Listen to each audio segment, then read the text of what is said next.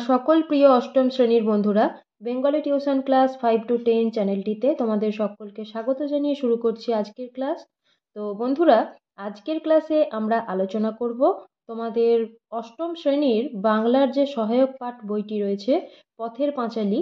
তো সেই পথের পাঁচালী উপন্যাসের পরবর্তী কিছুটা অংশ।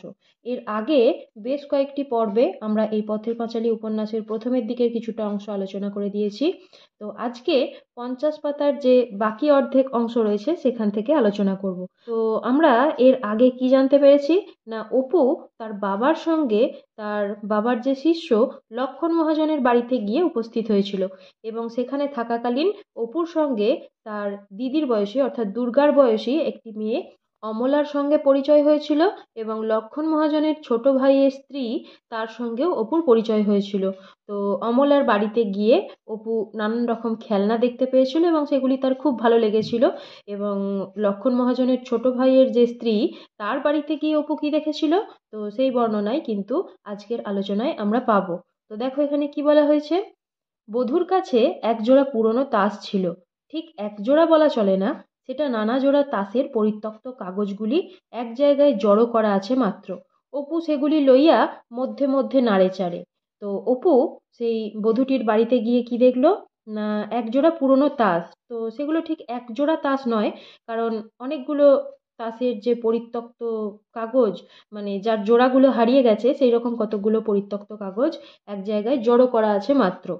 তো অপু সেগুলো নিয়েই নেড়েচেড়ে দেখছিল। রানুদির বাড়িতে মাঝে মাঝে দুপুরবেলা তাসের আড্ডা বসিত। সে বসিয়া বসিয়া খেলা দেখিত। তো অপু যখন নিজের বাড়িতে ছিল তখন সে কি দেখেছিল যে মাঝে মাঝে রানু দিদিদের বাড়িতে তাস খেলার আড্ডা বসতো এবং সেখানে গিয়ে সে তো খেলতে পারতো না, সে বসে বসে তাদের খেলা দেখতো। টেক্কা, গোলাম সাহেব, বিবি, কাগজ ধরা লইয়া মারামারি হয়। তো সেখানে কতগুলো তাসের নাম দেওয়া রয়েছে, টেক্কা, গোলাম সাহেব, বিবি, এরকম তাস নিয়ে তারা খেলা করত এবং কাগজ ধরা নিয়ে তাদের মধ্যে মারামারি হতো। বেশ খেলা। সে তাস খেলিতে জানে না, তাহার মা দিদি কেহই জানে না। একদিন তাহার মা তাস খেলিতে যায়, তাহার মাকে লইয়া কেহ বসিতে চায় না। সকলে বলে ও কিছু খেলা জানে না। তো অপু কি জানে না, একদিন যখন তার মা তাস খেলতে যায় তখন তার মাকে কেউ খেলায় নিতে চায় না, কারণ সকলে বলে যে ও কিছু খেলা জানে না। সে যদি একজোড়া তাস পায় তবে সে, মা ও দিদি খেলে। তো অপু মনে মনে কি ভাবছে যে তার কাছে যদি একজোড়া তাস হয় তাহলে অপু আর অপুর দিদি আর অপুর মা তিনজনে মিলে তারা খেলবে। খাওয়া দাওয়ার পর দুপুরবেলা তাদের বাড়ির বনের ধারের দিকের সেই জানলাটা, যেটার কবাটগুলোর মধ্যে কি পোকায় কাটিয়া সরিষার মতো গুঁড়া করিয়া দিয়াছে, নাড়া দিলে ঝুরঝুর করিয়া ঝরিয়া পড়ে, পুরনো কাঠের গুঁড়ার গন্ধ বার হয়। জানালার ধারের বন থেকে দুপুরের হাওয়ায় গন্ধ ভেদালি লতার কটু গন্ধ আসে। রোয়াকের কালমেঘের গাছের জঙ্গলের দিদির পরিচিত কাঁচপোকাটা একবার ওড়ে আবার বসে, আবার ওড়ে আবার বসে। নির্জন দুপুরে তারা তিনজনে সেই জানলাটির ধারে মাদুর পাতিয়া বসিয়া আপন মনে তাস খেলিবে। তো অপু যখন সেই বধূটির কাছে এই তাসগুলো দেখলো তখন সে মনে মনে অনেক রকম কথা ভেবে নিল। সে ভাবলো সে যদি তাস পায় তাহলে সে, তার মা আর তার দিদি তারা তিনজনে মিলে খেলবে। এবং কখন খেলবে না, খাওয়া দাওয়ার পর দুপুরবেলা। আর কোথায় খেলবে, তাদের বাড়ির যে বনের ধারের দিকের জানলাটা রয়েছে, যেটার কপাটগুলো অর্থাৎ জানলার পাল্লাগুলো কি পোকায় কেটে সর্ষের মতো গুঁড়ো গুঁড়ো করে দিয়েছে, নাড়া দিলেই ঝুরঝুর করে পড়ে, পুরনো কাঠের গন্ধ বেরোয়, সেই জানলাটার পাশে তারা বসবে। এবং সেখানে বসলে দুপুরের হাওয়ায় সেই গন্ধ ভেদালি লতার কটু গন্ধ আসে, বাজে গন্ধ। আর রোয়াকের যে কালমেঘের গাছ রয়েছে সেখানে তার দিদির পরিচিত সেই কাঁচ পোকাটা, অর্থাৎ যে কাঁচ পোকা দিয়ে দুর্গা টিপ পড়তো, সেই কাঁচ পোকাটা একবার ওড়ে আবার বসে, একবার ওড়ে আবার বসে। তো অপু মনে মনে ভাবছে যে তারা তিনজনে দুপুরবেলা সেই জানলাটির ধারে মাদুর পেতে বসে আপন মনে তাস খেলবে। তো এরপরে দেখো কি বলা হয়েছে। সন্ধ্যার পর বধূর ঘরে অপুর নিমন্ত্রণ ছিল। খাইতে বসিয়া খাবার জিনিসপত্র ও আয়োজনের ঘটা দেখিয়া সে অবাক হইয়া গেল। তো অপু যেহেতু সেখানে নতুন গেছে এবং অপুর সঙ্গে লক্ষণ মহাজনের ভাইয়ের স্ত্রীর পরিচয় হয়েছে, তো সেই বধূটি অর্থাৎ লক্ষণ মহাজনের ভাইয়ের স্ত্রী অপুকে সন্ধ্যাবেলা নিমন্ত্রণ করেছে খাওয়ার জন্য। তো খেতে বসে অপু সেখানে অনেক রকম নতুন রকমের জিনিসপত্র দেখলো এবং সেসব দেখে সে অবাক হয়ে গেল। ছোট একখানা ফুল কাটা রেকাবিতে আলাদা করিয়া নুন ও নেবু কেন? নুন নেবু তো মা পাতেই দেয়। প্রত্যেক তরকারির জন্য আলাদা আলাদা বাটি, তরকারিই বা কত! অত বড় গলদা চিংড়ির মাথাটা কি তাহার একার জন্য? তো অপু সেখানে খেতে গিয়ে কি দেখলো, যে একটা ফুল কাটা রেকাবিতে করে, অর্থাৎ সুন্দর একটা বাটির মতো পাত্র, যাতে করে নুন আর লেবু দেওয়া হয়েছিল। কিন্তু অপু মনে মনে ভাবছিল, তার মা তো তাকে বাড়িতে যখন নুন লেবু দেয় আর কি খাওয়ার আগে, তখন তো পাতেই দেয়। তো আরও কি দেখলো, যে প্রত্যেকটা তরকারির জন্য আলাদা আলাদা বাটি রাখা হয়েছে এবং প্রত্যেকটা বাটিতেই নানান রকমের তরকারি দেওয়া হয়েছে। আর সে দেখলো যে গলদা চিংড়ির একটা মাথা তার পাতে দেওয়া হয়েছে। তো সে ভাবছে যে অত বড় গলদা চিংড়ির মাথাটা কি তার একার জন্য, অর্থাৎ সে একাই খাবে? লুচি লুচি তাহার ও তাহার দিদির স্বপ্নকামনার পাড়ে এক রূপকথার দেশের নীল বেলা আবছায়া দেখা যায়।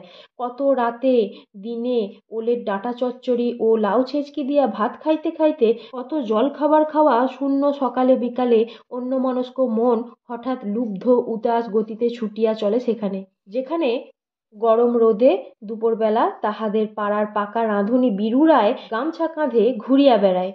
সদ্য তৈয়ারি বড় উনুনের উপর বড় লোহার কড়াইয়ে ঘি চাপানো থাকে। লুচি ভাজার অপূর্ব সুধারুচি ঘ্রাণ আসে। কত ছেলে মেয়ে ভালো জামাকাপড় পরিয়া যাতায়াত করে। গাঙ্গুলি বাড়ির বড় নাটমন্দির ও জলপাইতলা বিছাইয়া গ্রীষ্মের দিনে শতরঞ্চ পাতা হয়। একদিন মাত্র বছরে সে দেশের ঠিকানা খুঁজিয়া মেলে, সেই চৈত্র বৈশাখ মাসে রামনবমীর দোলের দিনটা। তাহাদের সেদিন নিমন্ত্রণ থাকে ও পাড়ার গাঙ্গুলি বাড়ি। কিন্তু আজ সম্পূর্ণ অপ্রত্যাশিতভাবে সেই সুদিনের উদয় হইল কি করিয়া? খাইতে বসিয়া তাহার বারবার মনে হইতেছিল, আহা, তাহার দিদি এরকম খাইতে পায় নাই কখনো। তো অপু যখন সেই বধূটির বাড়িতে নিমন্ত্রণ খেতে গিয়েছিল, অপুর জন্য কি খাবারের আয়োজন করা হয়েছিল? লুচি।